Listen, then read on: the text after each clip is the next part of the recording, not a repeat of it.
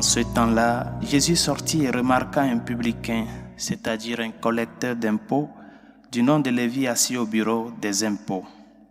Il lui dit, « Suis-moi. » Abandonnant tout, l'homme se leva et il le suivait. Lévi donna pour Jésus une grande réception dans sa maison. Il y avait là une foule nombreuse de publicains et d'autres gens attablés avec eux. Les pharisiens et les scribes de leur parti récriminaient en disant à ses disciples, « Pourquoi mangez-vous et buvez-vous avec les publicains et les pécheurs ?»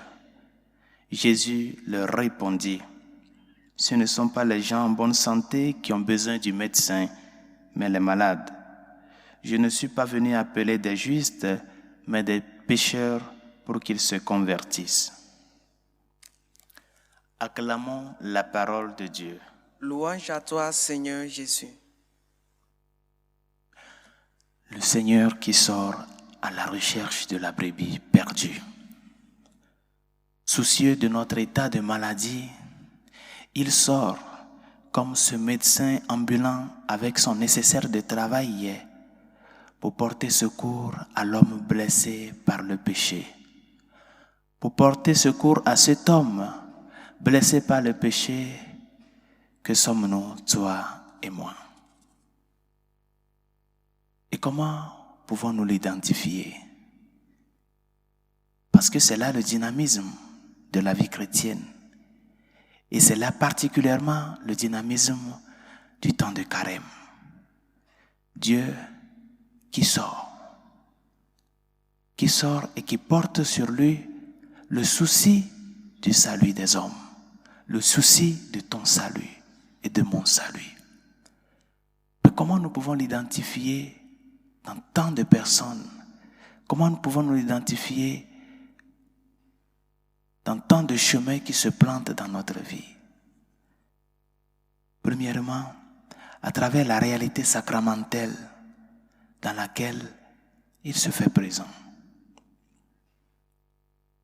La réalité du sacrement de la réconciliation.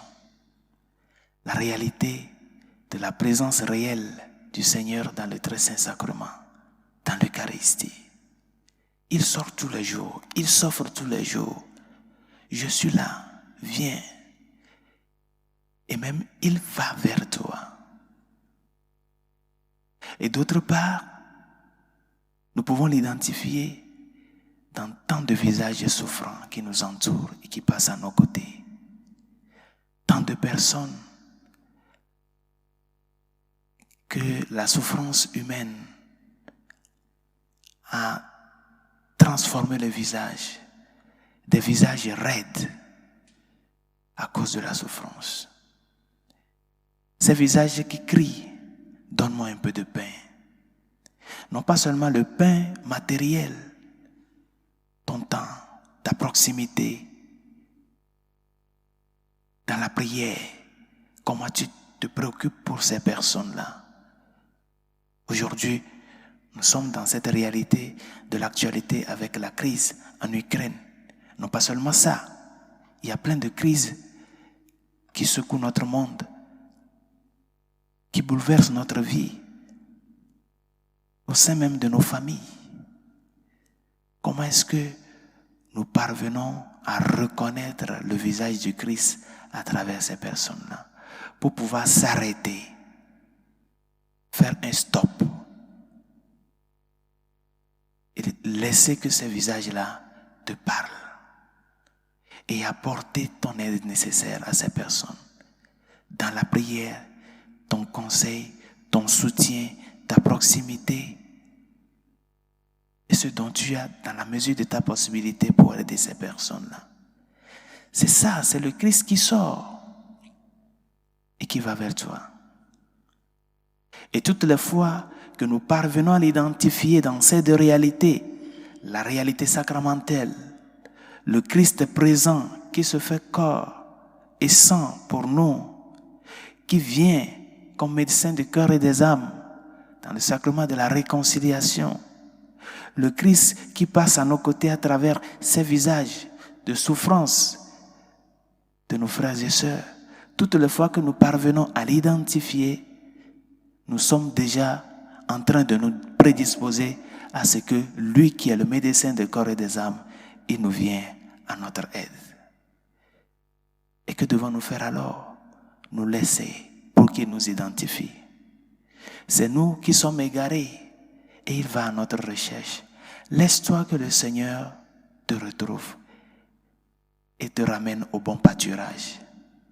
Laisse-toi, approche-toi de lui, comme Lévi s'est mis au bord du chemin et le Seigneur passant a pu le rencontrer, a pu le voir. Laisse-toi et avance.